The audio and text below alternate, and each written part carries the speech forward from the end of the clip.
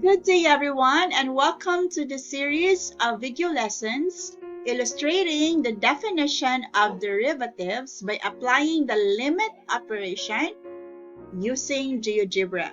So, do you wonder how to illustrate to your students, to your peers, the definition of derivatives using GeoGebra as an application to the limit operation? If yes, please join me in this video series. So please pause this video to read the following objectives.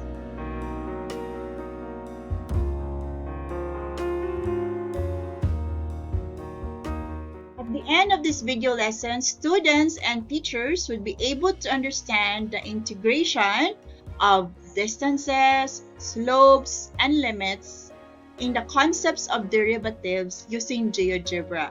And each one shall appreciate the metacognition part of recognizing the value of breaking down complex concepts into smaller, previously acquired knowledge and skills. This illustrative and explorative video lesson, we will use the function f of x is equal to 2x minus 1 all over x plus 1. For this example, we'll use x equal to 2 and we're going to calculate f of 2 by substitution.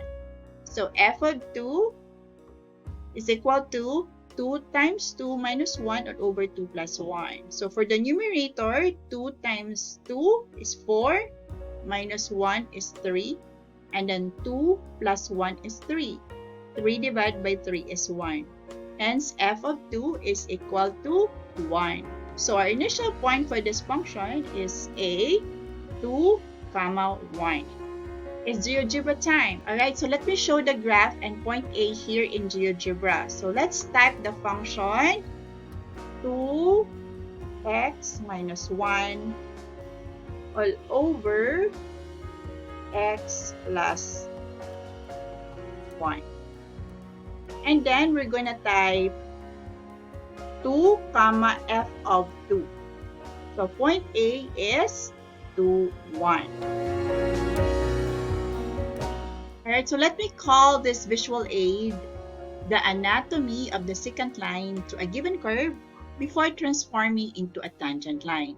Later, we will update our GeoGebra graph so that we have the secant line. The graph of the function is in green, and the secant line connecting points A and B is in orange.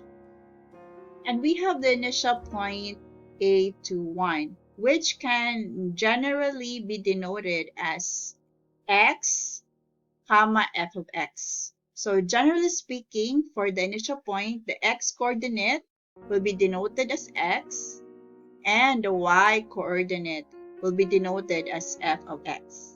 And now for the terminal point, we'll use x sub 2 equal to 7.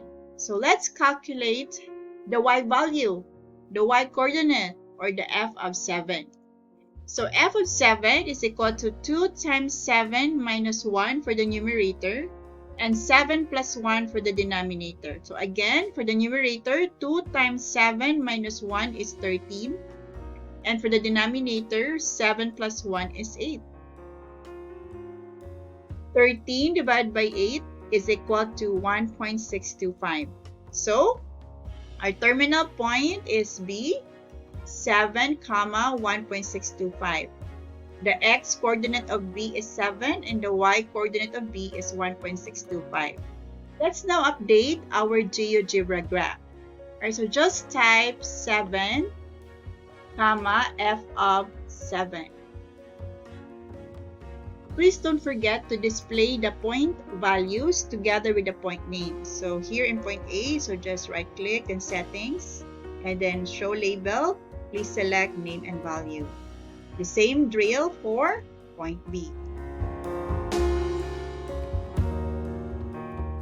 Now let's connect points A and B to form a secant line. So please observe. So just click on line and then click on A and B.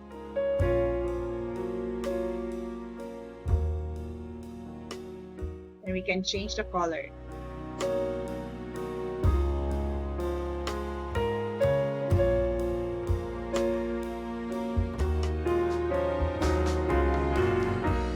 Now let's elaborate and break down the components of the secant line, shall we? So let's extract the delta y. So this is delta y, the blue line here. And we have delta x, the red line here. Delta y is vertical, and then delta x is horizontal. For our terminal point, our x sub 2 is 7.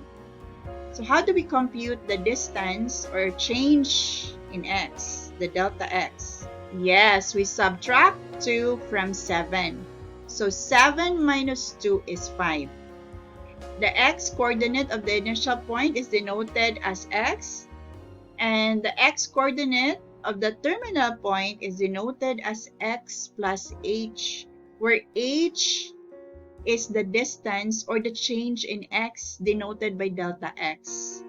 In order for 2 to move to 7, we need a distance of 5. So we need h equal to 5. So let's review. Delta x is equal to x sub 2 minus x sub 1. So delta x is equal to x of the terminal point minus the x of the initial point. So we have x plus h, the x of the terminal point, minus x, the x of the initial point. So x plus h minus x is h.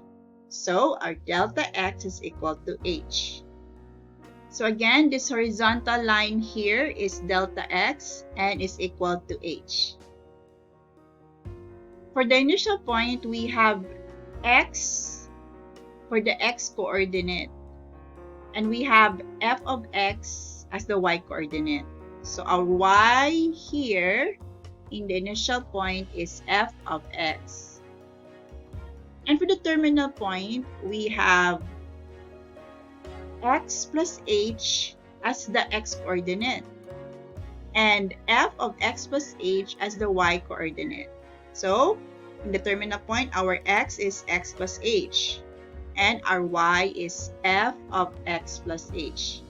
Again, for delta y is equal to y sub 2 minus y sub 1. So let's substitute. Y sub 2 is denoted as f of x plus h. And y sub 1 is being denoted as f of x. So delta y is equal to f of x plus h minus f of x. This blue vertical line here is delta y, which is equal to f of x plus h minus f of x. Now, let's display the slope of this secant line, shall we? So, please observe.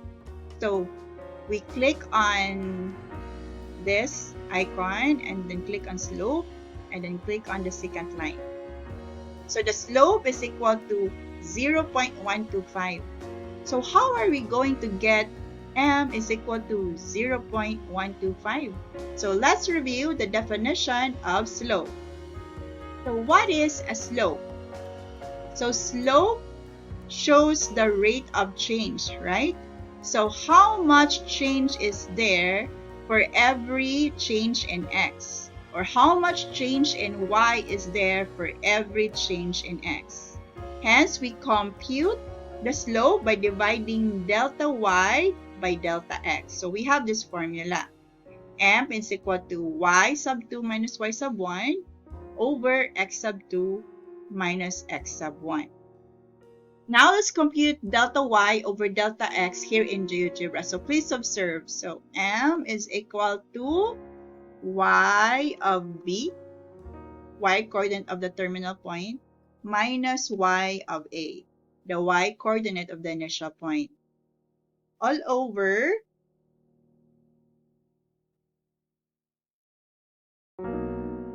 x of b, the x-coordinate of the terminal point, minus x of a, the x-coordinate of the initial point. So what did we get? Yes, we got 0.125. Again, the slope of the line describes the rate of change, measuring how much y changes for every change in x. Hence, a slope equal to 0 means that at a particular change of x, there is no change in y. So this is true when we have a horizontal line. There's a change in x, but there's no change in y. A slope m equal to infinity or undefined or does not exist means that there is no change in x. X sub 2 is equal to x sub 1. Thus, the definition of a slope is not applicable because there is no change in x, even if there is a change in y. So this occurs when describing a vertical line. In other words, a change in x is essential for defining the slope.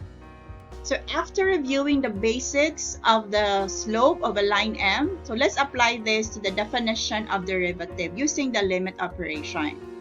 So the definition of derivative incorporates the slope definition and the limit definition. So the derivative of a function is just the limit for the slope of the secant line as the change of x approaches to 0. So let's enjoy this story. Please watch the next video. We'll have a GeoGebra construction illustrating that the derivative of a function is the limit of the slope of a secant line as delta x approaches 0.